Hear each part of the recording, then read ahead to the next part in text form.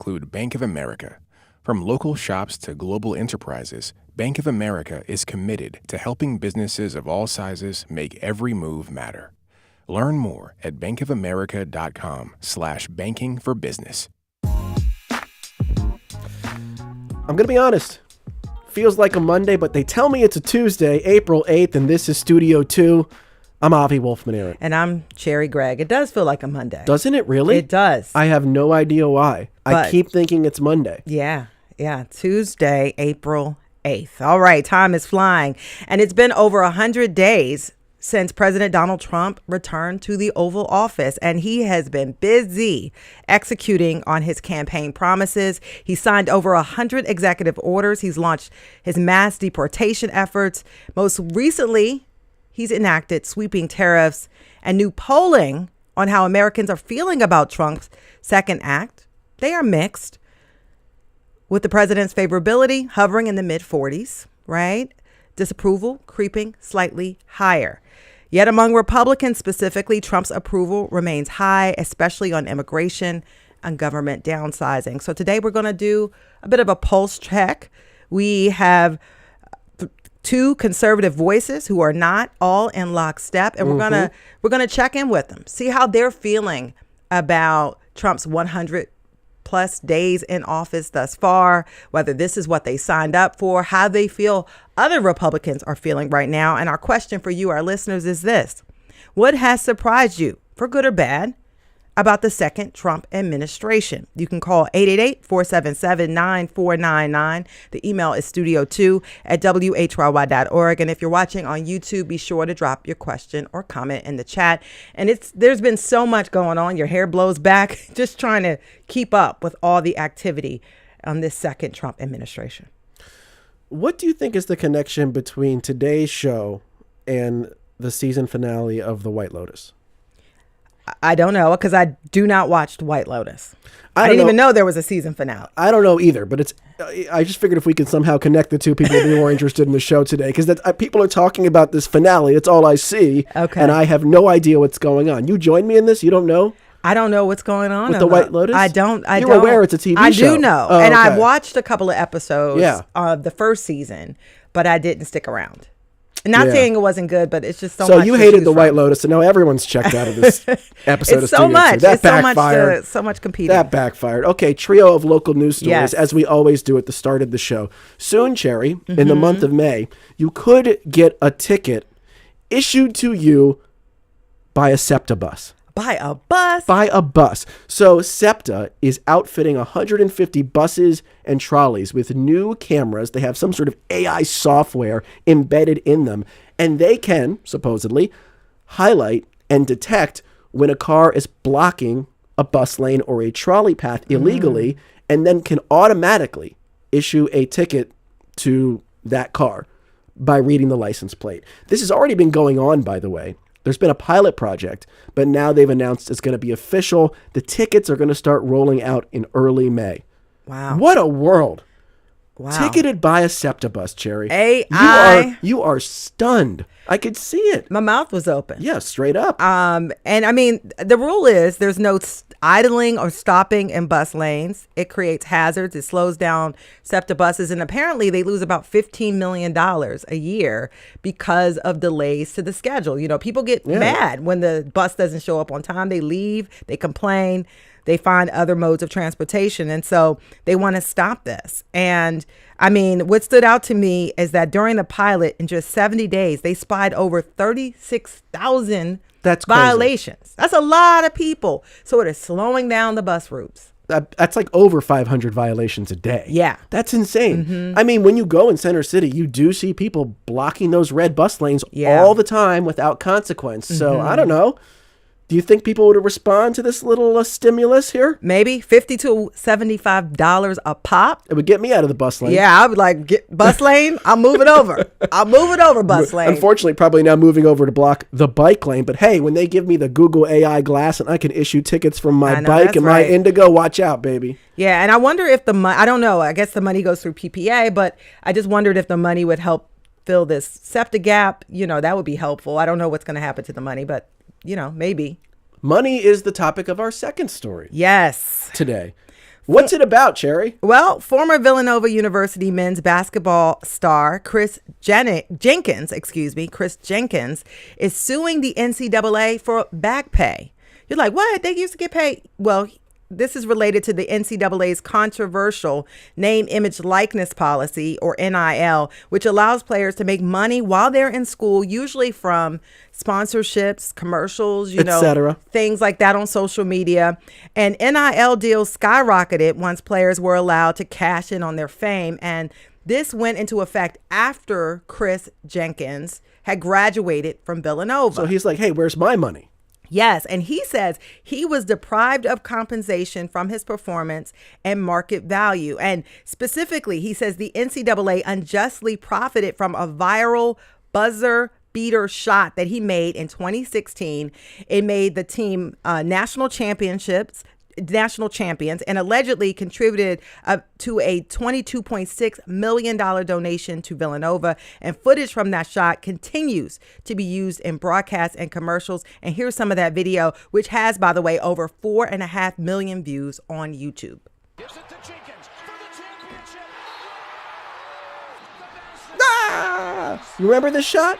I remember this shot. I mean, I don't really watch Villanova, but I remember seeing it kind of floating on social media. So you watch this shot about as much as the White Lotus, it seems like. Yeah. You made it. Connect the dots. But this is a pretty big deal. I mean, and by the way, Jenkins' lawsuit is separate from the $2.8 billion NIL lawsuit that was before a judge this week. They still have to work out the details of that settlement. That's a huge case. But a lot of players, past players, are saying, hey, we want to get paid too. Because believe it or not, I mean, Jenkins had a stellar college career, but he had a very brief NBA career before he ended up going overseas. He actually never made it to the NBA. Yeah. He was in like the developmental league. So, and then he went overseas. And so a lot of players do not have a professional career, and they have to capitalize on those college days. And a lot of the schools make a lot of money. Oh, he's the perfect test case for this. Yeah. Because he had an astoundingly high peak in college. This is very famous, very consequential shot that people still remember. But he did not have a lucrative professional career. So the high was very high, but it all took place in college. Now, I guess from a legal standpoint, I don't quite understand. Maybe you can enlighten me, because the rules for paying players were not in place back then. So how could you retroactively say I should be paid when you signed up under the old rules, which said you couldn't get paid? I don't quite understand that. They're trying to make the argument. I mean, and I think his case is so interesting because that video of him, they're still using it. It was used in commercials, right, to promote the school. I get the forward-looking part of it. They're still using it. But to say you want back pay, I'm not a legal expert, but I was a little confounded. And this is sort of testing the bounds of NIL. And I think it would probably open the floodgates if he even got some money, right? Yes. Open the floodgates for some of this back pay. The number of college athletes, oh my goodness, who've made famous plays over the last 100 years, yes, that would open the floodgates. You ever go on Substack? You ever read Substacks? Occasionally. I happen to be reading this one by a guy named Jack O'Brien. He has a Substack called Jack Philly RE about local real estate. And he wrote about one of these fascinating, telling community conflicts over the use of a single parcel of land. These things happen all the time, yeah, right? Especially in Philly, yeah. Yeah, they happen everywhere. Yeah. Everyone fights, not just Philadelphians. But in North Philly, there is a fight brewing over the use of a single plot of land to open a gym for people in recovery from drug or alcohol addiction. The gym is called the Phoenix. It would be run by a national nonprofit. But people in the neighborhood say they do not want this gym to open because they feel like it would attract people who are addicted to various substances. That is their argument. And so there's this kind of brewing fight now over whether this gym can open in North Philadelphia. I thought this was interesting because, first of all, I have never heard of this sort of sober, positive gym space. Me neither. And looked into it because of the concept's fascinating. It's fascinating. And I mean, people say they want to deal with this opioid addiction crisis that we have, opioid use disorder crisis we have in the city, and exercise is like therapy for many people who are in recovery. And so creating those types of spaces that keep people in recovery is a critical part of dealing with the opioid use disorder crisis. And so how do you do that? How do you provide these types of spaces in communities, right? So that people will stay, on the wagon, so to speak. And I should point out, and deal with communities' concerns. You have to be, I think, sober for 48 hours to access this gym. So, they say that's sort of the buffer built into it. The subtext I'll also point out, and this is really crucial for understanding this particular fight, is that this neighborhood is adjacent to the neighborhood that's adjacent to Kensington. And as Kensington gets quote unquote cleared out, cleaned up, whatever terminology you want to use, every surrounding neighborhood is basically feeling like they're going to be the next Kensington. Whether that's true or not could be completely unfounded fears. I don't know. But then you see sort of that fear and that energy coalesce around a project like this, where I think every neighborhood around Kensington is kind of operating under this unspoken fear that they're going to be next as the city does whatever it does in Kensington. So I expect you'll see things like this continue to pop up. Yeah, and at the end of the day, though, you have to deal with the human element. You have to find safe spaces. So we'll be watching that. But today we're going to be talking about the Trump administration. Sure. 100+ days. We're going to check the pulse with some conservative voices coming up. And our question for you, our listeners, is this: what has surprised you, good or bad, about the second Trump administration? We'd love to hear from you. Call us 888-477-9499. Email studio2@whyy.org. And if you're watching on YouTube, drop your question or comment in the chat. I'm looking forward to this conversation. I am too, as I am looking forward to every conversation on Studio 2. Stick with us, folks.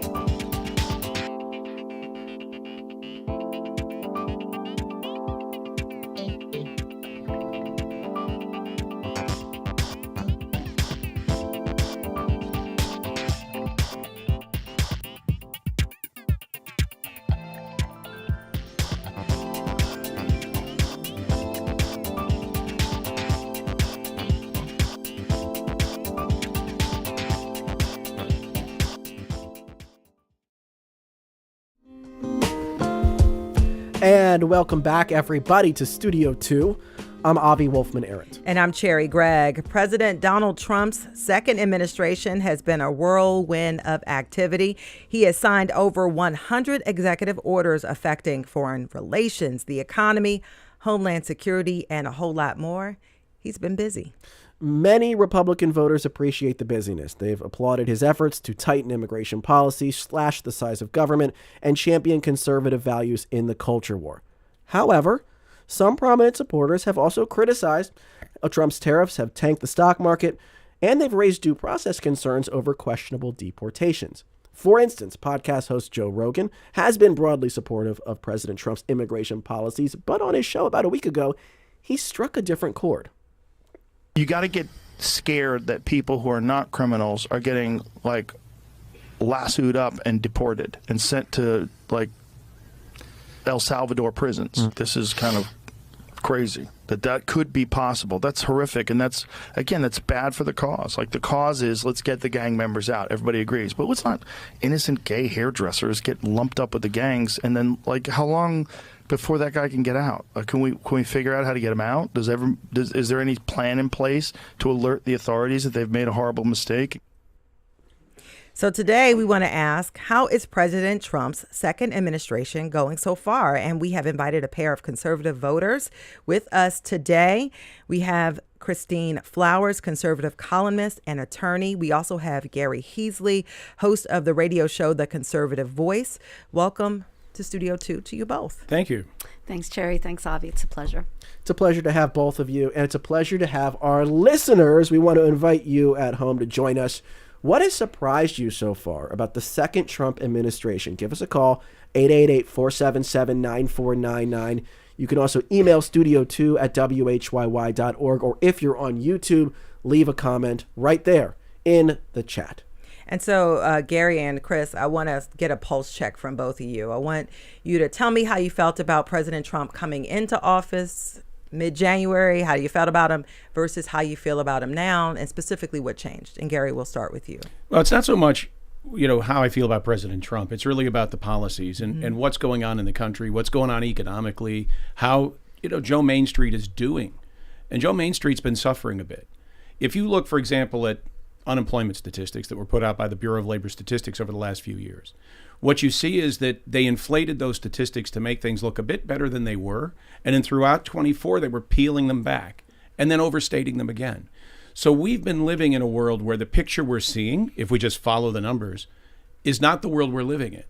And when you look at something like something we frequently look at, median income and median house price, 30, 40 years ago, median house price was about 2 times median income. Now it's more than 4 times median income. Mm-hmm. So the opportunity for somebody who's young and starting out or has a family moving along to go buy a house now, it's a fleeting dream for many because there's no way they're going to get to the point where they're buying a house that's 4 times median income. And so, Gary, my question though is, you when President Trump came in, he made a whole lot of promises on the campaign trail. Mm-hmm. How did you feel about those policies being enacted on day one versus how do you feel now 100 plus days in about those same policies? Well, it depends on which policy, but if you think about things like locking down the border, that took about 50 days. Now think about a circumstance where a nation takes 50 days to get control of its border. That's a bit strange. I don't think China would have that problem. I don't think you'd find that problem in most countries, right? If, Thailand and Myanmar didn't have operational control of their borders, what would be happening there? It'd be chaos, right?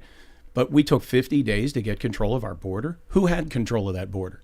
I don't think it's a good idea for a nation to allow transnational criminal organizations to control their border. So but that's in fact broadly speaking, you're pleased with the direction yes. of the policies? I think, yeah, on things like on getting control of the border, I think that was a very important imperative that had to be done. I think beginning to wrestle this trade thing to the ground is a really important imperative that has to get done. And he's doing those things.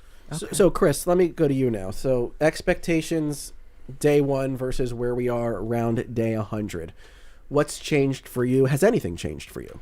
So I think that there is a distinction between the enthusiasm that a lot of Trump voters had and hope for what they thought he was going to do. And I think that the enthusiasm has decreased in certain quarters. And I say this with respect to, for example, immigration.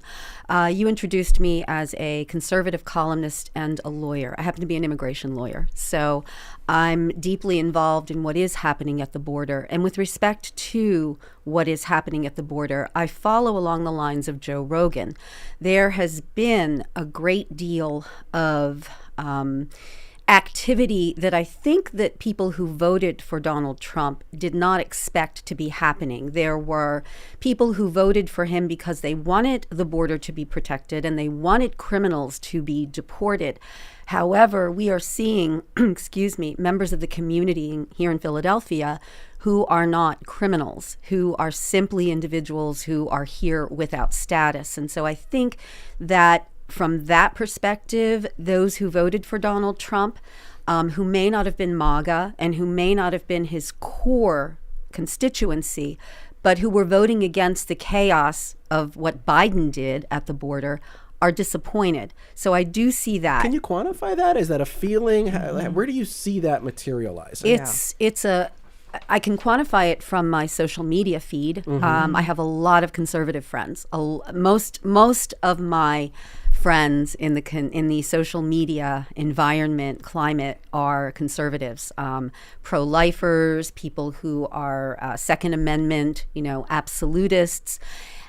I have been getting a lot of feedback from them that they don't like what they see that DHS and ICE are doing, because a lot of this doesn't have anything to do with what President Trump was talking about on the campaign trail, namely what Gary was talking about, getting rid of criminals. And I think we can all agree, I, as an immigration attorney who's been doing this for 30 years, I don't want criminal aliens in the United States. I don't want criminal citizens in the United States. But what I have seen, and what many of my friends and colleagues have seen, and many of them are conservative attorneys, is overreach on the part of the Department of Homeland Security. And we have a tweet from Ann Coulter. In this recent tweet, longtime conservative commentator Coulter, who's been a staunch supporter of cracking down on immigration, raised concerns about an organization that's asking President Trump to deport foreign students who've demonstrated in support of Palestine. Coulter wrote, quote, "There's almost no one I don't want to deport, but unless they've committed a crime, isn't this a violation of the First Amendment?"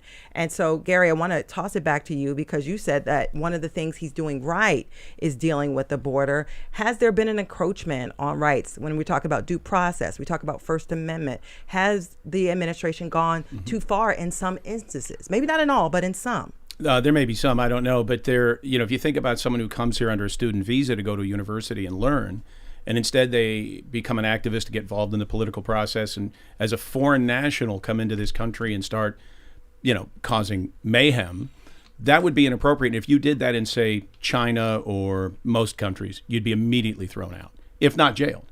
So I don't think they're handling it quite as harshly. But are we like China? I mean, are you saying that no, America I'm saying that should there's be a more global like China? standard that when you go into a country as a guest to learn, you don't become a political activist. That's not normal. That is extraordinary, and only here has that been cultivated. And, a phrase like someone who's here without status, I don't know what exactly that means, because I'm not in your world, right?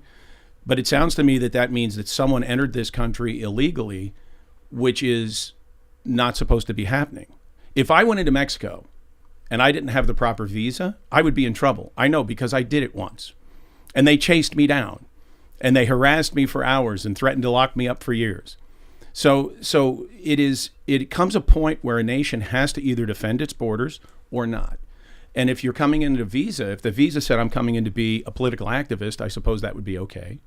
But if you're coming in to be a student to study biology, and suddenly you're at the ramparts, you got to wonder, what are they doing here? But I wonder if any of this was represented on the campaign trail by President Donald Trump, specifically when we're talking about students. Because yes, as Chris said, many people agreed that the border needed to be dealt with. Yes. And yes, people wanted to deal with gang members. They wanted to deal with criminals. But we're talking about students here. Where's the line? We're talking about students that are American or students that are foreign nationals? Foreign nationals. So these are citizens of foreign countries that are here to study. We're talking about people who were here legally, that are here to study, had status. We're talking about other folks who are not necessarily criminals in the way that we most people would define it, now getting wrapped up in this mass deportation effort, and wasn't necessarily represented on the campaign trail. Do you have any issues with any of that? I think that I guess you'd have to go look at the visas for these students that are protesting and getting involved politically, and ask yourselves, why are they doing that? Why are they really here? What is their purpose? So I don't know enough about what these individuals are doing. And with others, if you're here legally, again, you have to say, well, what are you doing? If you can't become a citizen, why are you here? What is the purpose? And should we just have a policy of no borders? Which, of course, people like the Cato Institute, which is somewhat conservative, would agree with, right? A lot of folks say the United States owes it to the world that anyone who wants to can come here.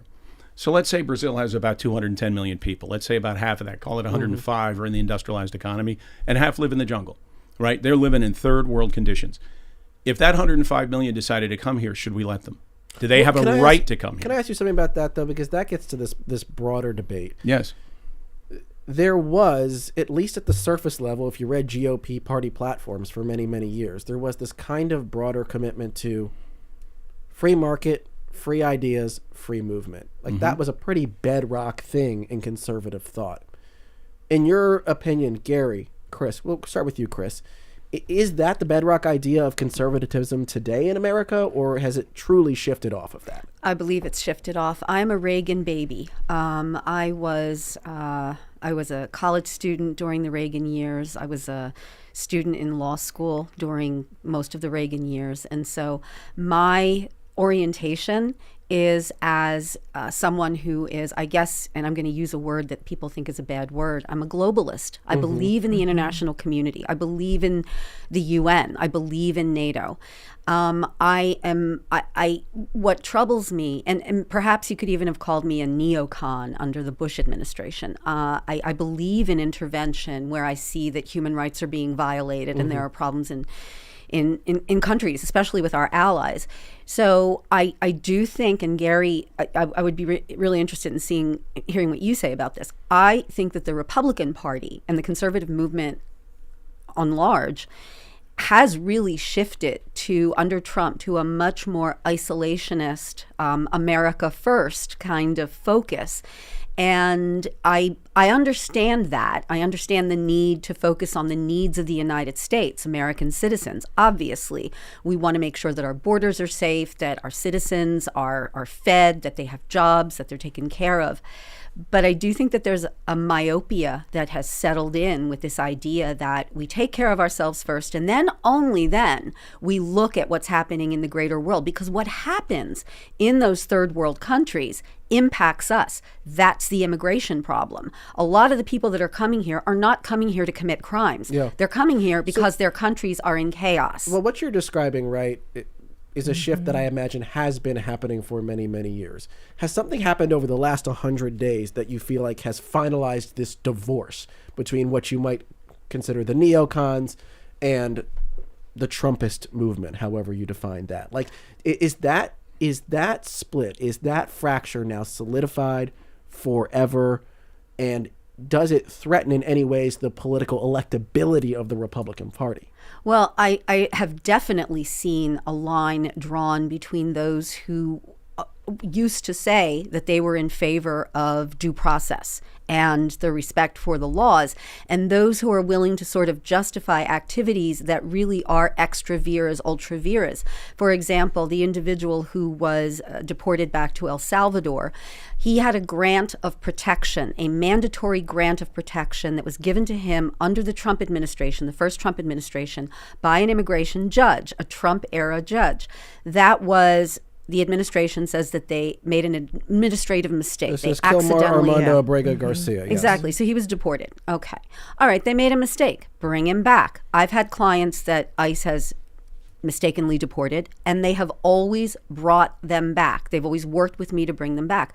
The administration is now digging in its heels and saying we don't. First, they said we don't have jurisdiction, which is incorrect. They do have jurisdiction because they have this agreement with Bukele, the president of El Salvador. Yeah. Then they said, well, they've basically said we're not going to bring him back. They're digging in their heels. And yesterday, the Supreme Court reaffirmed, 9 justices said that aliens, be they undocumented, illegal, or legal, have due process rights. And so now we have to see where this is going to go, because we have an individual who was wrongfully deported.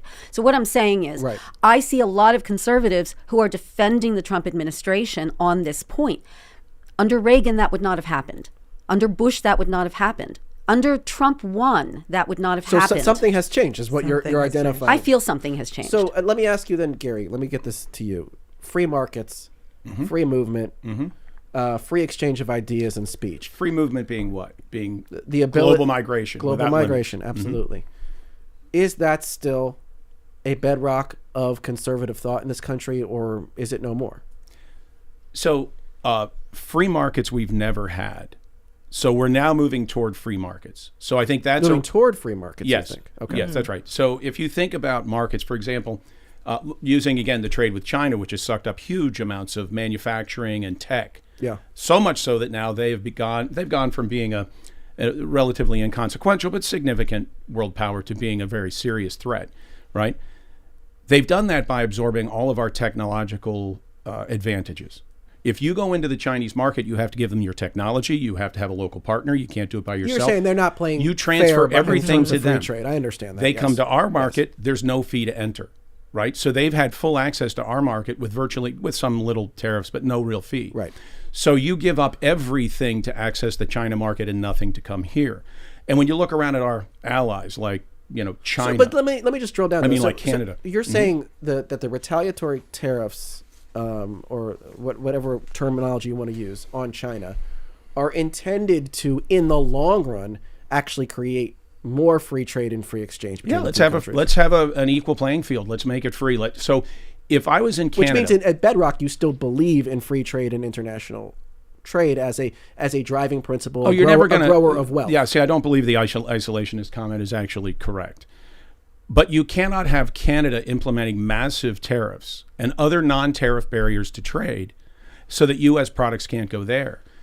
But any Canadian product can come Yeah. here without restriction. That's not free trade. But do you understand the point? I guess the distinction I'm trying to make real quick is that one could view the tariffs as a genuine belief in a kind of mercantile worldview.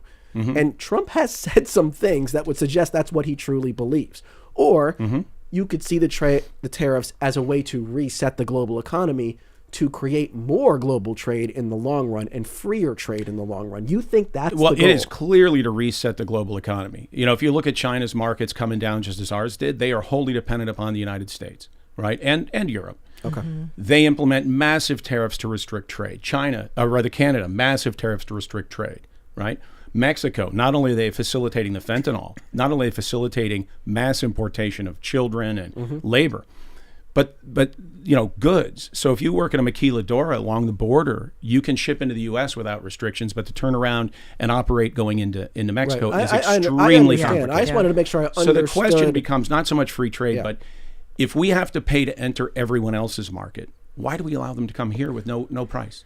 Right? Let's just even it up and make it free. I totally understand. I just want to make sure that you believe he is driving toward more trade as opposed to less trade and protectionism. That's a huge distinction. I believe he's right? driving toward an even playing field in trade.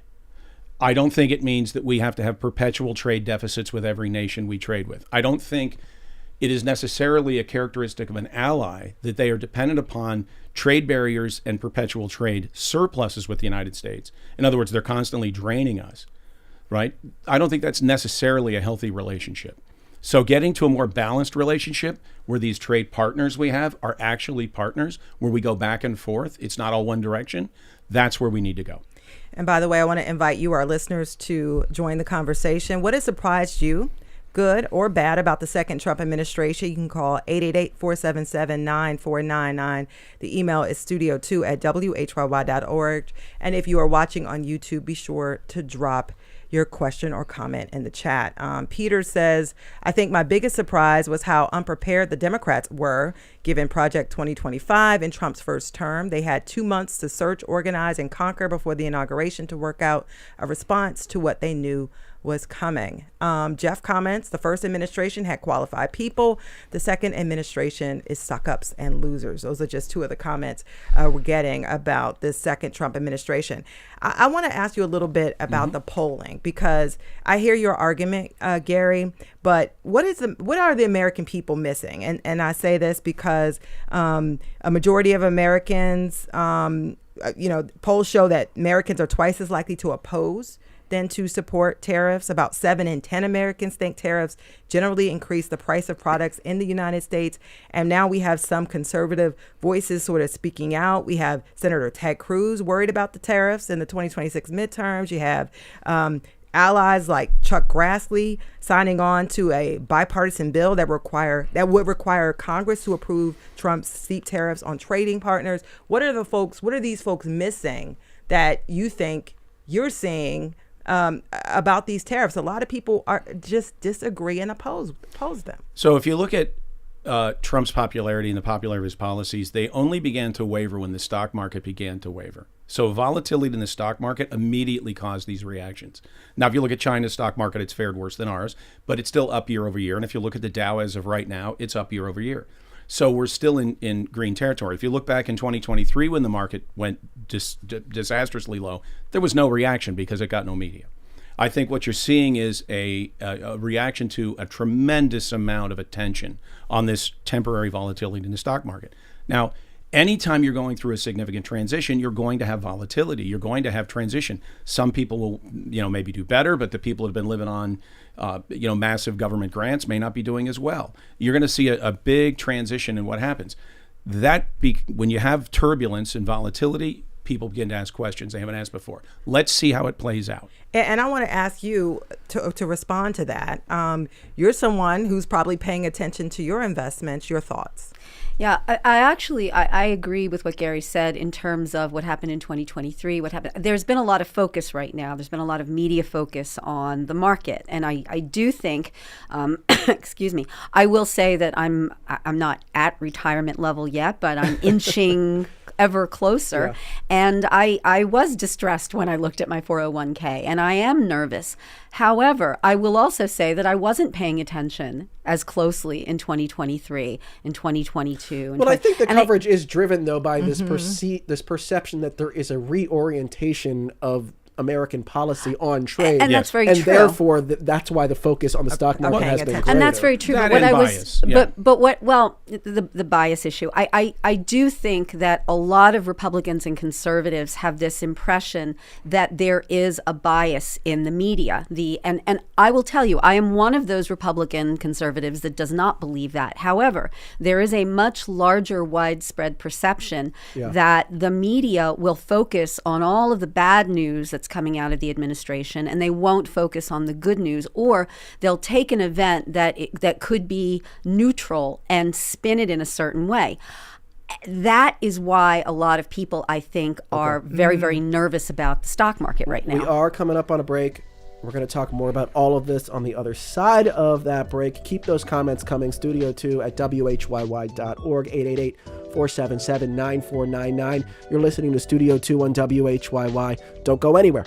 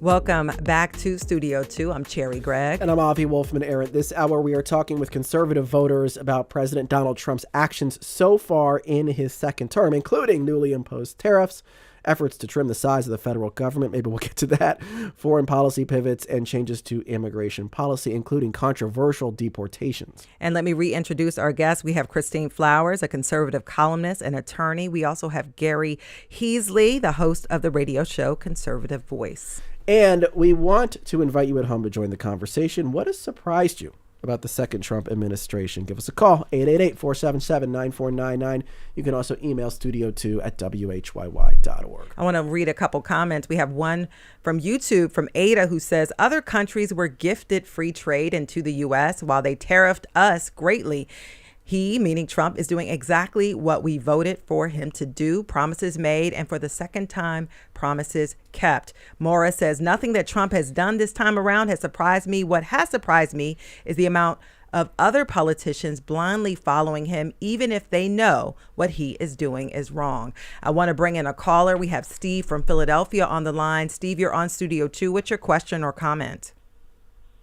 Well, my comment is about people's expectations of Trump. I'm bewildered at the mass amnesia that seems to cause people to forget that less than a year ago he was convicted of 34 counts of felony and sexual assault in the state of New York.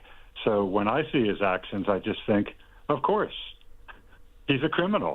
Why would he behave in a way that we think was not criminal?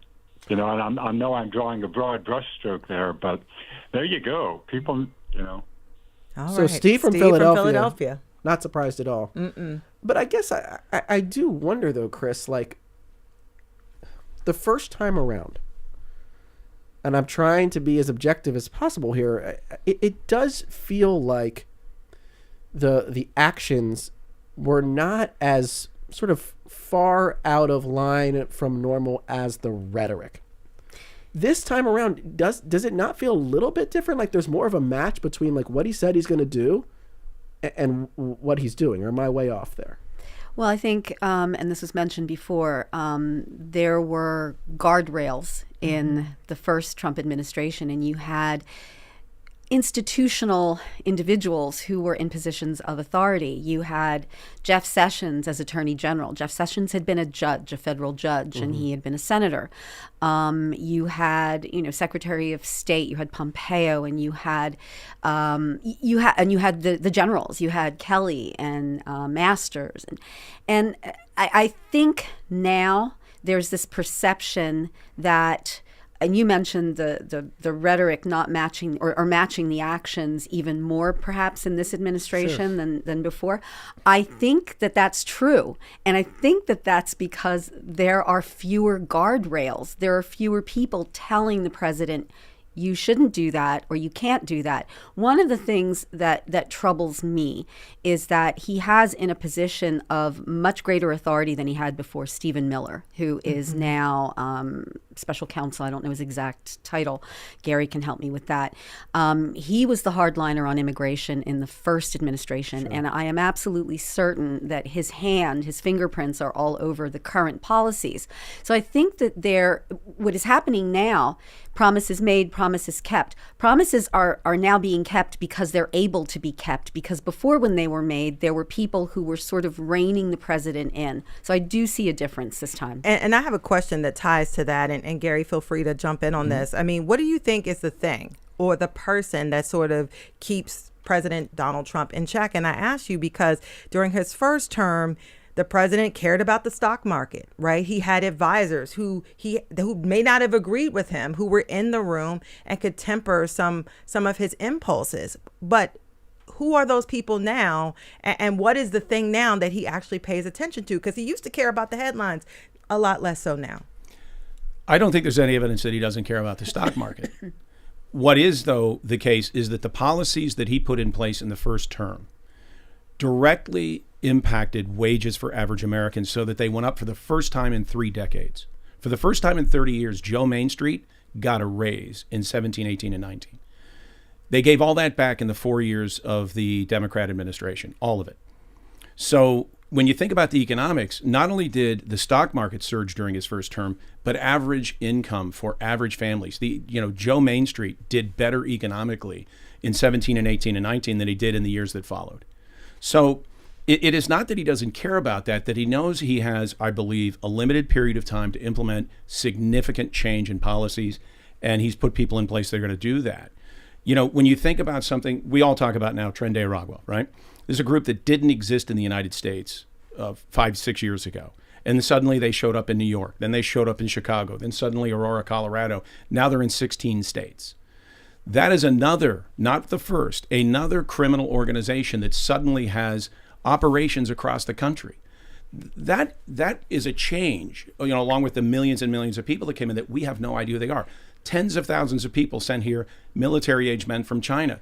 Do you think they're coming on their own? But Gary, the question I'm asking is there a thing or a person that you think sort of is the temper or the litmus test that kind of says, okay, you may be going too far? Is there a thing or a person in the administration that acts in that way as a referee, so to speak? Yeah, I'm not sure who the referee is, but the point I'm trying to make is that the reason he's moving more quickly now, I think, is because he had 4 years to plan and because we've had tremendous changes in the country.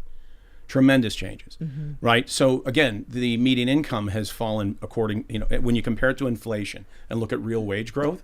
Joe Main Street has suffered economically for years now. He only has a short window to kind of re-implement the policies that for the first time in 3 decades helped them. And the idea that the sort of neocons were globalists and are globalists, it's true.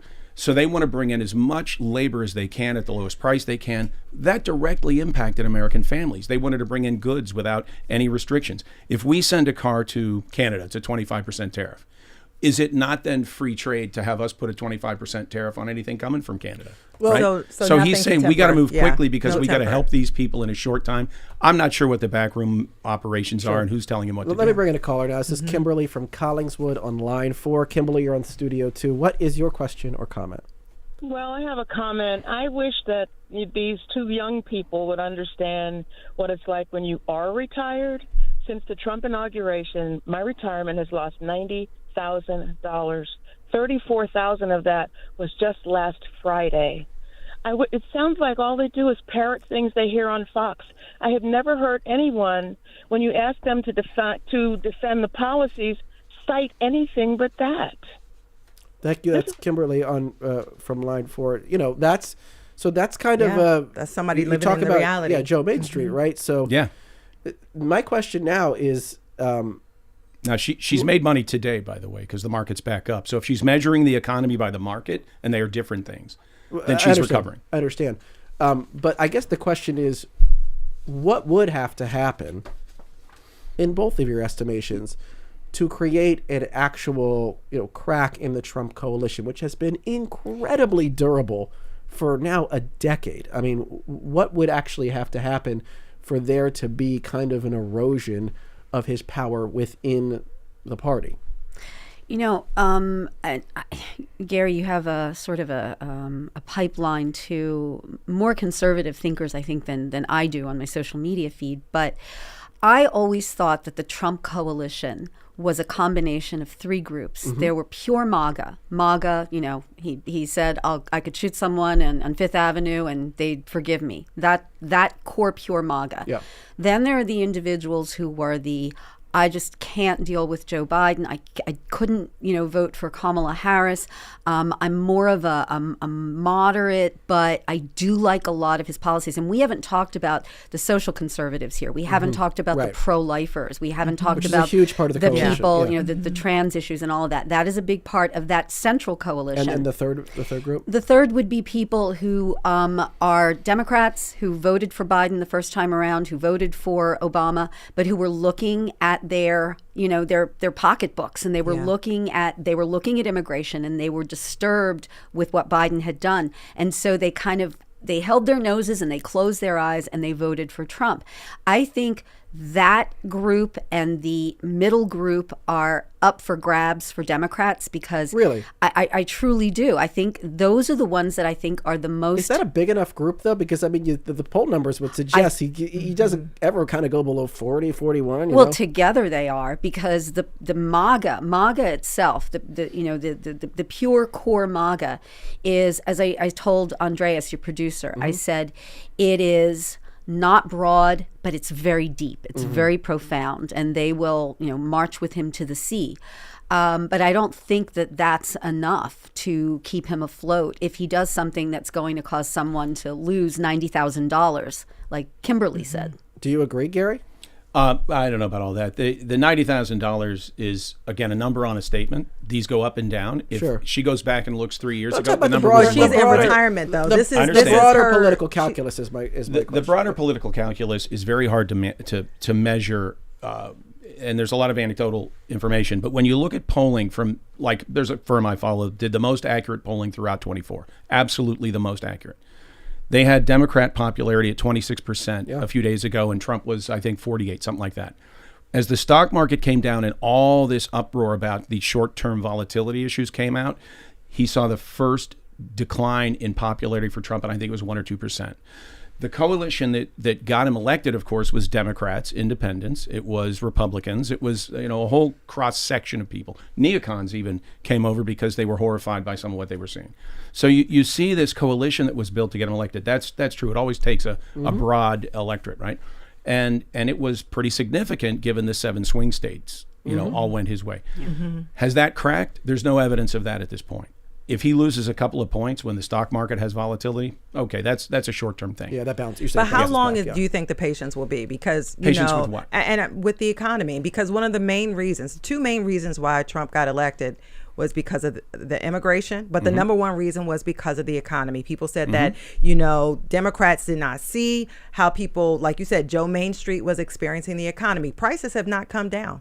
Tariffs promise that they will not come down right away. So my question is, how long do you think that patience will exist? Is there a moment that you think people will turn and say, you know what, we've been waiting, clock is ticking, it's not happening, it's getting worse? How long do you think that'll be? Well, first of all, the economy and the stock market are different things. Yeah, so and we're the talking economy now. hasn't changed, right? Yeah.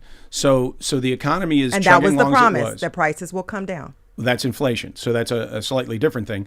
But in order to get rid of the inflation, everyone knows there are just a few things that drive inflation. The biggest factor in that is government spending. As long as you've got an economy that's dependent upon $2 trillion deficits, you are in real trouble. That is not sustainable. When you have a populace that ran up $40 trillion of debt, and people say, well, it's not 40 yet, blink. We're incurring $1 trillion of debt every 100 days. This is an economic crisis that has to be addressed. So in order to get inflation to revert, we have to go back to an economy driven by private investment. There's something like $6 trillion of private investment. Though? I mean, patience with what? People understand that. They hear that. But at the end of the day, mom and pop still have to eat. Right. They still have to pay for, mortgages and rents. How long do you think that patience will last? Because this is a long-term plan you're talking about. But again, the economy hasn't substantially changed. So there's no detriment there. There's the stock market's come down a couple of points, right? And it's volatile. It's come back up today. China's back up again. So year over year, both are up. Both of them above, they're both above where they were in 23. So the stock market is one thing, the economy is another. Inflation will only be fixed long term when we get off of this government spending. Yeah. $2 trillion deficits are not sustainable. So I don't know about the patience, how long this patience is, but I think people that voted for Donald Trump recognized that there must be a significant change in policy to reorient this economy. Okay. We just can't live by government alone. Real quick, though, I feel like the place where I really heard different things is that you, Chris, think that there really isn't a core commitment to sort of those libertarian ideals anymore. And what I heard from you, Gary, is that there is, but there needs to be a resetting so that those ideals can be put back into play somehow. That sort of free markets and sort of movement of labor. You truly believe that at the core, Republicans will come home to those ideas, even if in the short term there are things happening that are contradict those ideas. Yeah, I believe if you're talking about conservatives as a whole, they seem to be continuously, staunchly supportive of the First Amendment. Right now, you want to get into immigration and what that means with these college kids coming in from foreign countries and getting involved in politics. That's a different thing. But when an American citizen says something that these conservatives disagree with, they are okay with it. Yeah. Right. So we are closing out. Chris, any final thoughts as we close out here? About 15 seconds. I think that conservatives have always respected the Constitution, the Bill of Rights, all of the amendments, and I hope that we continue to do so. Mm-hmm. All right. Well, there you have it. That was Christine Flowers, who is a conservative columnist and attorney. Thank you for coming in today, Chris. It was such a pleasure. Thank you. And Gary Heasley, host of the radio show The Conservative Voice. Thank you, sir, for coming. Thank you. Yeah, and thank you to our callers and to everybody who emailed and commented on today's question of the day. And thanks to our producers, Debbie Builder, Paige Murray Besser, and Andreas Copes. Thanks to Mike Schiffler, our visual producer. Thanks to Charlie Kyer and to Tina Calikay, who engineered today's show. Our executive producers, Kevin McCory from Studio 2 here at WHYY in Philadelphia. I'm Cherry Gregg. And I'm Avi Wolfman-Arent. We will talk to you tomorrow.